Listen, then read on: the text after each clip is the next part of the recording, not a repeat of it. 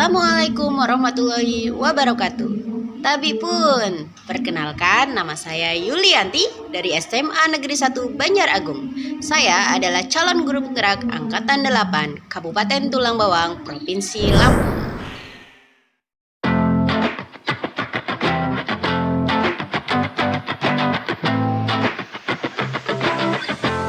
Waalaikumsalam warahmatullahi wabarakatuh. Apa kabar hari ini?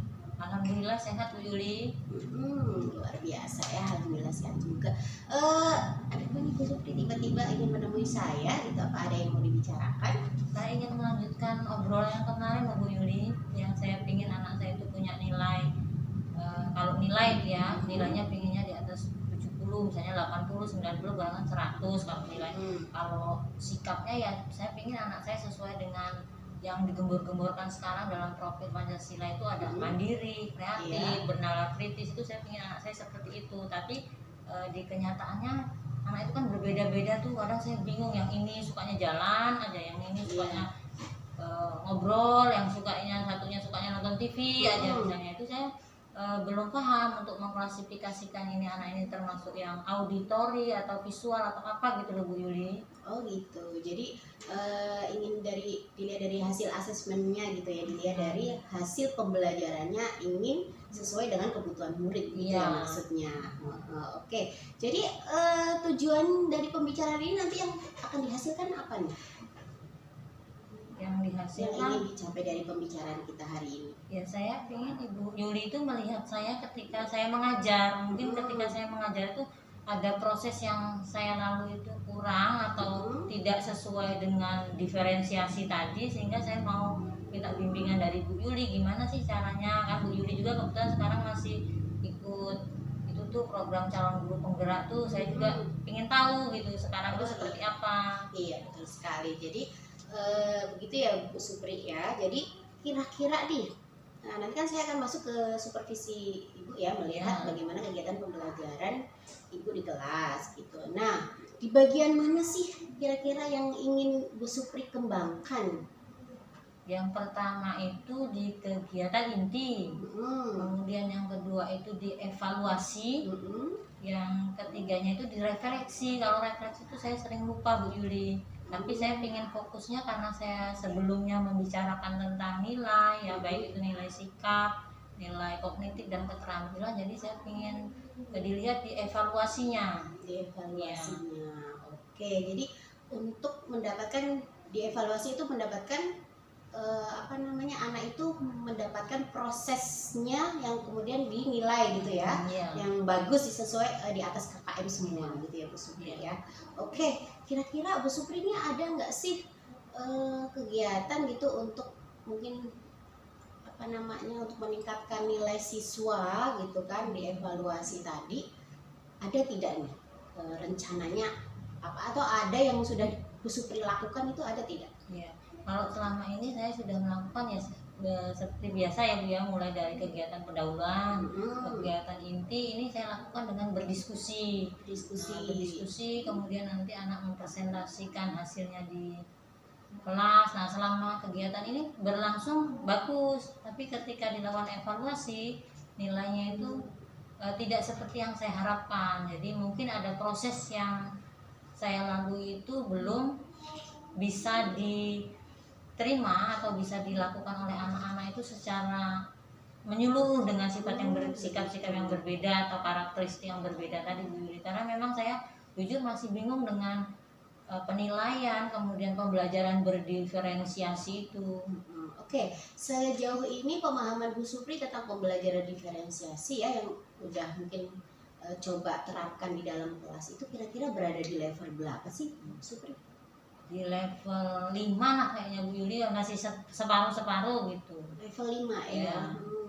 Memangnya berapa nih kira-kira yang mau ditingkatkan ya, level berapa? Saya pengennya level 8, 9, bahkan level 10. Wah, luar biasa sekali Bu Supri ya. Di level 10.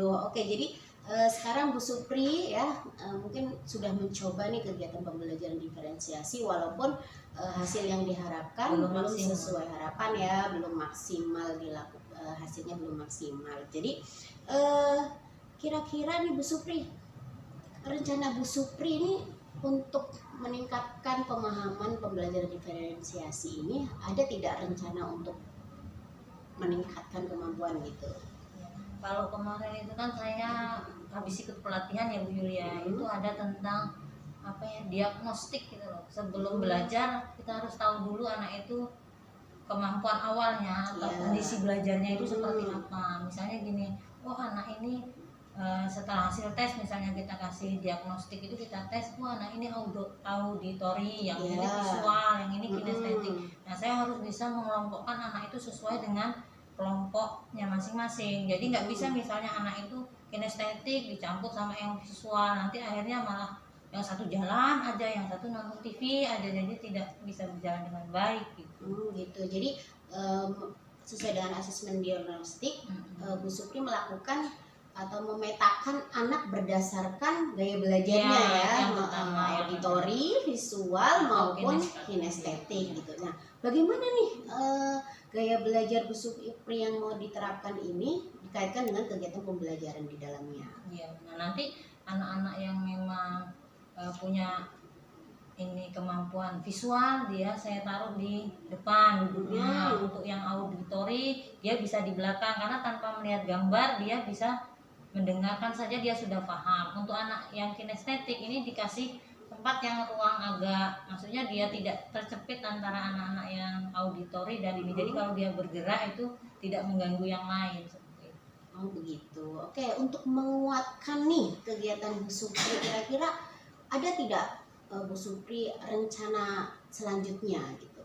Ya saya mungkin minta bantuan sama guru-guru yang memang sudah lebih dulu atau lebih tahu dari saya. Ada Bu Nopi, ada Bu Indah gitu, ada Bu Mega yang bisa saya ajak sharing untuk bagaimana saya bisa menerapkan pembelajaran berdiferensiasi di kelas sehingga nanti hasilnya sesuai dengan yang saya harapkan, yang juga diharapkan oleh kurikulum seperti itu.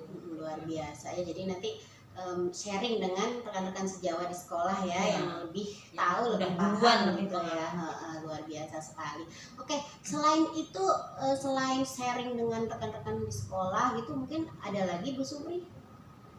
Ya selain saya ikut kayak pelatihan mandiri di kurikulum Merdeka, saya juga tetap minta bantuan atau dukungan dari Bu Yuli untuk melakukan supervisi ketika saya mengajar. Jadi sehingga apa yang saya rencanakan itu nanti bisa sesuai. Saya tetap butuh teman sejawat tadi untuk membantu saya dalam kegiatan belajar mengajar saya setelah ini. Oh begitu Bu Supri ya, luar biasa sekali ya Bu Supri, udah punya rencana nih. Nah kira-kira kapan nih rencana ini akan dilakukan? Besok saya siap Bu, nanti malam saya berusaha untuk menyusun RPP sesuai dengan yang sudah ada, kemudian saya perbaiki dengan adanya tes diagnostik tadi. Kemudian nanti saya siap besok ada di jam ke-5 ke-6 untuk melakukan supervisi di kelas 11 IPS. Besok ya Bu ya, untuk supervisinya. Tapi sebelum supervisi mungkin sharing dulu kali ya. Iya, mungkin sebelum itu saya tampilkan di kelas secara nyata RPP saya, nanti saya tanya apa Bu kekurangannya atau ada apa yang perlu ditambahin sehingga kelas juga tidak monoton dan anak-anak tidak bosan. Iya, oke, luar biasa sekali Bu Supri. Nah, kira-kira nih untuk menjalankan rencana ini, kemudian nanti melakukan supervisi dengan saya, apa nih komitmen yang Bu Supri lakukan? Saya harus terus belajar supaya saya itu lebih baik dari hari ini dan seterusnya, sehingga tetap menjadi guru pembelajar yang terus ingin berproses untuk jadi lebih baik. Luar biasa sekali Bu Supri, saya sudah tidak sabar nih pengen melihat aksi nyatanya nih di kelas ya, nanti di supervisi kita di kelas nanti besok ya Bu Supri ya. Oke, saya tunggu ya Bu Supri ya. Bimbingan dan bantuannya juga Ibu Yulia, karena gimana kalau tetap dilihatin temennya nih, ada teman sejawat yang jagain kita lagi ngajar atau ngawasin, ada kadang-kadang grogi gitu. Oh gitu ya. Gitu. Insya Allah nanti tidak ya, nanti kita fokus pada kompetensi yang ingin Bu Supri kembangkan gitu ya Bu Supri ya. Oke, nanti terima kita kasih ya Bu Yuli atas ininya. Saya butuh masukan dukungannya sehingga tujuan kita memang untuk ya dalam tanda kutip mencerdaskan anak bangsa, belajar menyenangkan, belajar merdeka itu bisa kita lakukan sehingga kita di sekolah ini pun belajar mengajar, mendidik itu bisa dengan rasa senang dan bahagia. Iya, luar biasa sekali Bu Supri ya, sangat menginspirasi nih. Semoga nular ya Bu Supri semangatnya untuk teman-teman di sekolah kita ini. Oke, sampai jumpa nanti di kelas ya, di kelas Bu Supri besok di kelas 11 IPS 1. Ya. Oke ya, terima kasih ya Bu Supri. Wassalamualaikum warahmatullahi wabarakatuh. Waalaikumsalam warahmatullahi wabarakatuh. Terima kasih Bu Yuli. Waalaikumsalam. Bertemu lagi kita dalam pelajaran sejarah peminatan. Sebelum dimulai, silakan pertama pimpin doa terlebih dahulu. Semua siap. Doa mulai. Doa mulai. Bagi salam.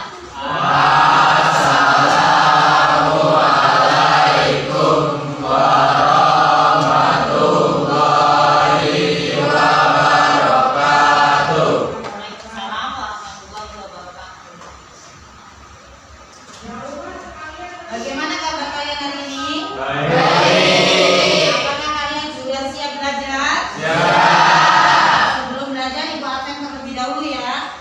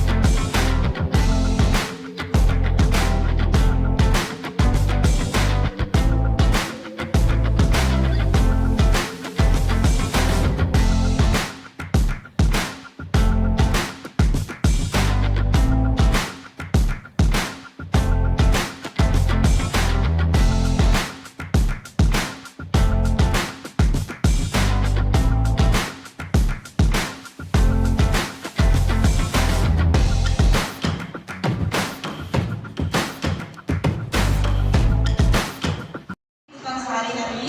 Yang kedua, dampak revolusi industri bagi dunia dan Indonesia. Yang ketiga, bagaimana jika tidak ada revolusi industri. Yang keempat, bagaimana revolusi industri itu bisa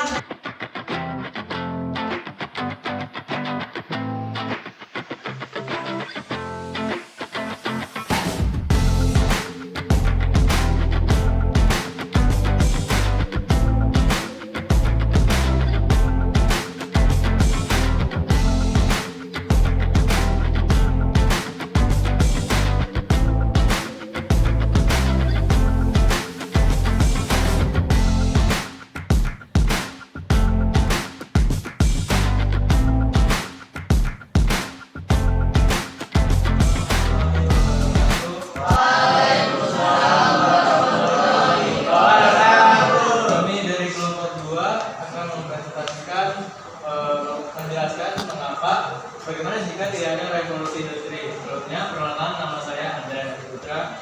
Nama saya Kamil Maki. Nama saya Muhammad Yunus. Tentang dampak revolusi bagi dunia dan Indonesia. Perkenalkan, nama saya Intan Andini. Saya Desa Puja. Saya Samsul Mini. Saya Alwi Tawar. Saya Alwi Muara. Saya Sinata. Saya Lukolis. Saya Muhammad Abdul Sudah Indonesia.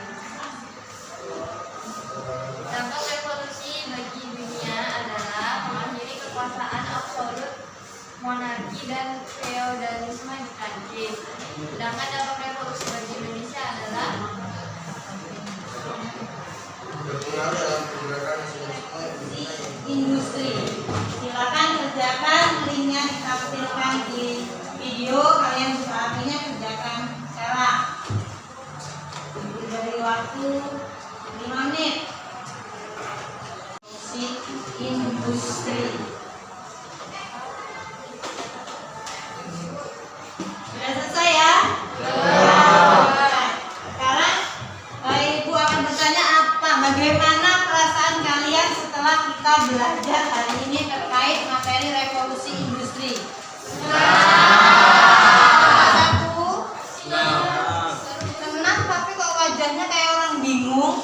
Bahkan ada yang ngantuk. Kelompok 2. Assalamualaikum warahmatullahi wabarakatuh. Waalaikumsalam. Saya Yulianti, calon guru penggerak angkatan 8 dari SMA Negeri 1 Banjaragung, Kabupaten Tulang Bawang, Provinsi Lampung. Di sini saya telah melakukan aksi nyata bersama Ibu Supriani, telah melaksanakan pra observasi dan observasi pembelajaran di kelas bersama Ibu Supriani di kelas 11 IPS 1. Mohon kepada Bapak Endrianto selaku pengajar praktek saya untuk dapat memberikan umpan balik dan tidak lanjut dari kegiatan yang telah saya lakukan. Terima kasih Bu Yuli, Bu Supri yang pada saat lalu sudah dilaksanakan observasi kepada Bu Supri. Bukan Bu Yuli artinya itu menilai atau menjatuhkan Bu Yuli, mencari kelemahan Bu Supri, itu tidak. Tapi bagaimana Bu Yuli ini melakukan aksi nyata sebagai tugas calon guru penggerak yang harus dilengkapi pada akhir sesi keempat. Nah, ini pada PI 5 ini saya akan mengevaluasi dari hasil observasi Bu Yuli kepada Bu Supri sesuai dengan yang sudah dilakukan Bu Yuli pada saat pra dan pelaksanaan observasi setelah pasca observasi. Jadi yang jelas akan saya tanyakan Bu Yuli di sini tujuan yang telah dilaksanakan dalam pembelajaran yang berpihak pada murid yang telah dilaksanakan Bu Supri itu menurut Bu Yuli sudah memenuhi sasaran apa tidak? Sudah. Dan yang paling penting, karena kita pembelajaran ini yang paling penting adalah memberikan tujuan dulu. Tujuan kita pembelajaran kepada anak-anak seperti apa? Nah, tujuan kita yang utama adalah berpihak kepada murid. Jadi pembelajaran yang akan kita sampaikan kepada anak-anak itu berpihak kepada. Kemudian ada beberapa hal dalam observasi Bu Yuli ya, situ mungkin dalam membimbing rencana pembelajaran sudah Bu Yuli lakukan ya kepada teman yang akan ikut observasi itu. Nah, dari bimbingan Bu Yuli itu area-area yang pada saat nanti akan disampaikan sudah terpenuhi apa belum ya? Ya, sudah Pak. Sudah ya. Salah satu area yang ingin dikembangkan apa? Salah satu area yang dikembangkan adalah pembelajaran berdiferensiasi itu sendiri. Ya, kemudian di mana tujuannya adalah untuk meningkatkan hasil evaluasi, itu berada di atas KKM dan itu sudah dilakukan. Nah, setelah mungkin area pengembangan tercapai pada saat proses pembelajaran itu, tentunya ada rencana pengembangan diri dari rekan sejawat Bu Yuli yang sudah observasi, apakah sudah sesuai dengan yang tercantum pada rencana pembelajaran yang Bu Yuli tularkan kepada Bu Supri? Iya, sudah Pak. Itu ada di bagian model pembelajaran yang menggunakan media, discovery learning, kemudian menggunakan media, pengembangan media, kemudian ice breaking gitu kepada anak-anak gitu. Kemudian evaluasi, refleksi juga sudah dilakukan di dalam kelas gitu, menggunakan link tentunya itu bukan lagi pakai kertas gitu, tapi udah pakai link kok. Kemudian dilanjutkan dengan menggunakan lisan gitu yang disampaikan oleh anak-anak. Kalau saya lihat di sini Bu ya, dari lembar percakapan dari lembar percakapan pra observasi ini sudah tercatat lengkap ini ya. Ini ada catatan-catatan Bu Yuli kepada rekan sejawatnya, dan pelaksanaan observasinya juga sudah ada catatan-catatan. Nah, ini catatan ini nanti Bu Yuli mungkin ya disampaikan kepada rekan guru sejawat itu, sehingga catatan itu akan membentuk sebuah perubahan dan perbaikan yang paling penting. Ya, saya rasa cukup itu Bu Yuli.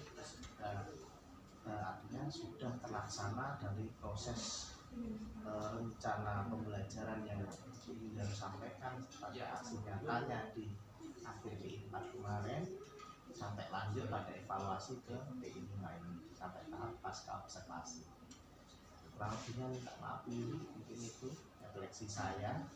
Terima kasih Bu Supri yang sudah membantu aksi nyata Bu Yuli, yang semata-mata sama-sama melaksanakan tugas yang kuncinya tanda kutip bukan kita gagah-gagahan, kita sok-sokan, kita pinter-pinteran.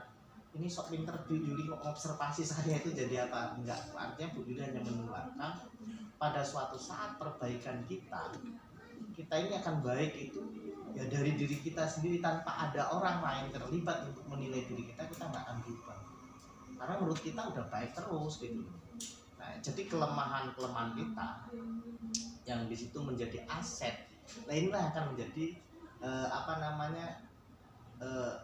modal utama kita untuk melakukan sebuah perubahan dan perbaikan. Jadi artinya diri kita ini sebenarnya nggak ada kelemahan, adanya kelebihan. Cuman kita tidak tahu di mana kekurangan dan kelebihan kita. Makanya kita baca, sekarang kita cari yang kelebihan kita apa. Nah ini akan kita tingkatkan dan selalu kita tingkatkan. Ya, Bu Supri ya mungkin nanti Bu Yuli sudah berdampak pada Bu Supri akan berdampak lain kepada yang lain. Nah inilah fungsi guru penggerak. Beda dengan PPG Bu. Kalau PPG itu pengembangan diri khusus untuk diri sendiri. Tapi kalau guru penggerak pengembangan diri dan untuk orang lain, sehingga berdampak. Itu yang kelebihan dari guru penggerak seperti itu. Selebihnya adalah golden ticket ya, itu bonusnya. Ini ya, bukan kita semata-mata pengen jadi kepala sekolah, pengen jadi pengawas, tidak. Tapi nyatanya memang itu bonusnya dan memang golden ticket gitu. Bonus ya Bu Yuli ya. Siap tapi ya. Harus siap. Kalau cukup Bu Supri, Bu ini nanti yang kurang-kurang dilengkapi. Siap Pak. Ini ya. Jadi saya kurang lebihnya mohon maaf yang sebesar-besarnya. Wassalamualaikum warahmatullahi wabarakatuh. Waalaikumsalam. Ya, terima kasih kepada Pak Endri selaku pengajar praktek saya yang telah memberikan umpan balik begitu positif. Semoga dari ini bisa menularkan praktik-praktik baik gitu, baik dari Bu Supri maupun dari diri saya untuk teman-teman di sekolah ini. Terima kasih. Wassalamualaikum warahmatullahi wabarakatuh.